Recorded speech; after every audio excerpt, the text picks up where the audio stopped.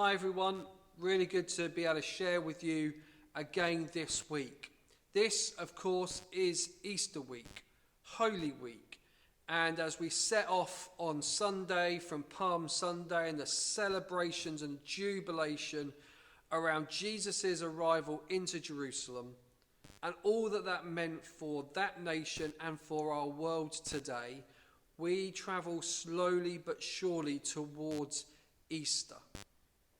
We stop off on Maundy Thursday as Jesus gathers his disciples together and shares with them something of what is to happen.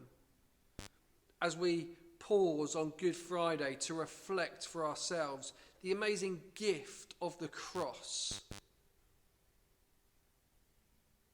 And as we come on Sunday to acknowledge that he is not dead, he is risen.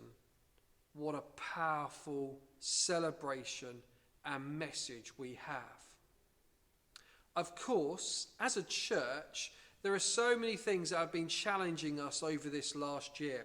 In fact, I remember speaking to a few people saying, well, when things get back to normal, even if we can't celebrate Easter quite as we want to this year, i.e. last year, as soon as we can get back together, the first Sunday we are all gathered as one, we will have an Easter Sunday, Resurrection Sunday, to celebrate as a church family.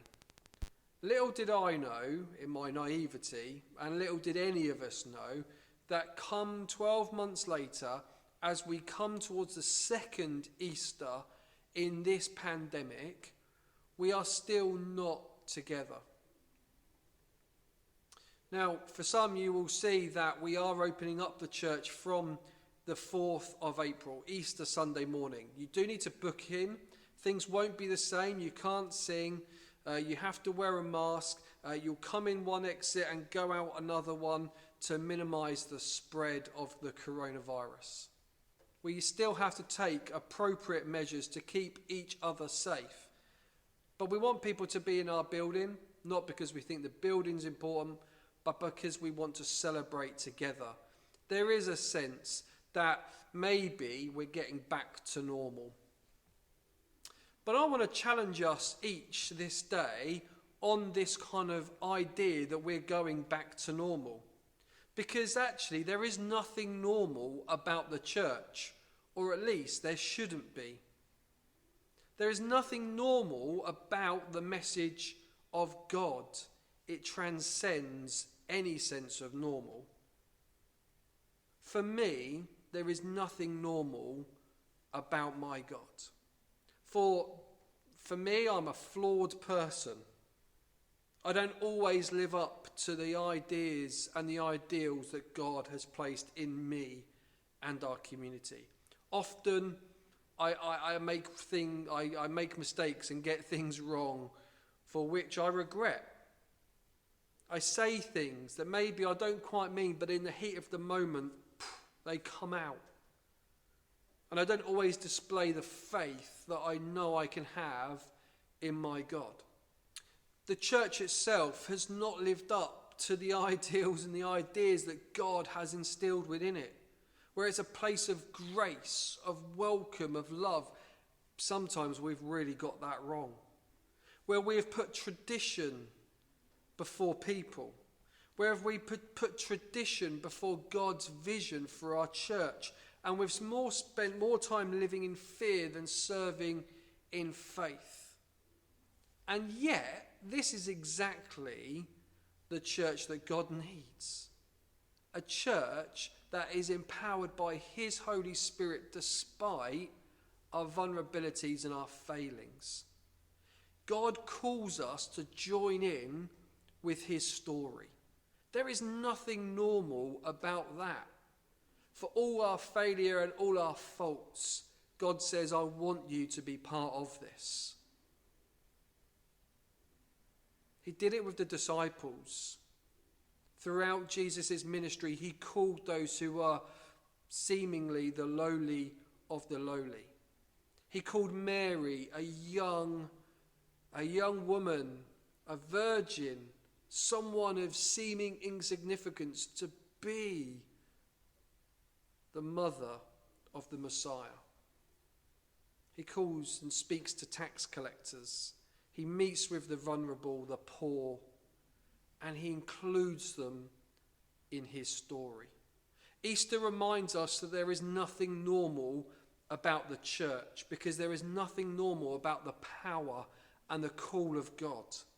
In fact, the power of God is extraordinary. It's powerful and can change any situation. The message of the cross is not a normal one, where one person sacrifices his life for the world, doesn't think about his own need in that moment, is obedient to his call on his life. And Jesus, even in his last breath, utters words of forgiveness over those who would kill him. So as a church, we should never be expecting to go back to normal. We can't just pick up where we left off pre-pandemic as if nothing's happened and nothing's changed, because everything has.